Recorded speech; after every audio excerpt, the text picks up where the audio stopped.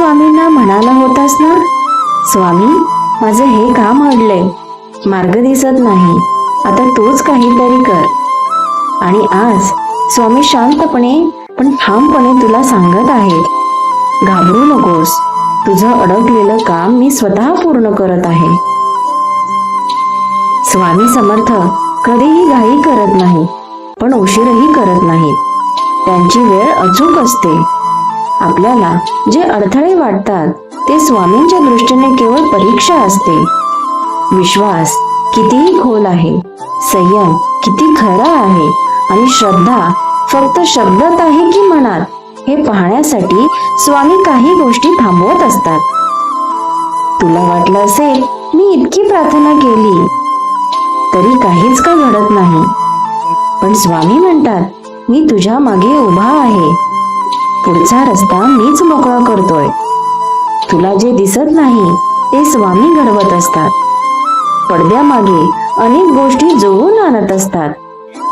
योग्य माणसं, योग्य वेळ आणि योग्य परिस्थिती, हे सगळं स्वामींच्या आदेशानेच हलत असतं.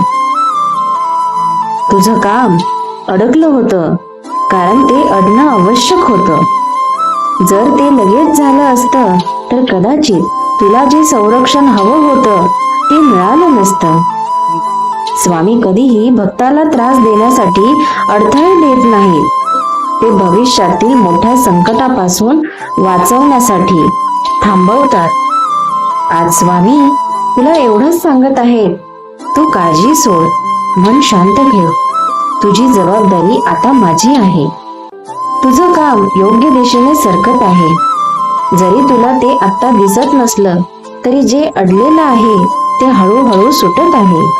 जे थांबलेलं आहे ते हालचाल करू लागलं आहे.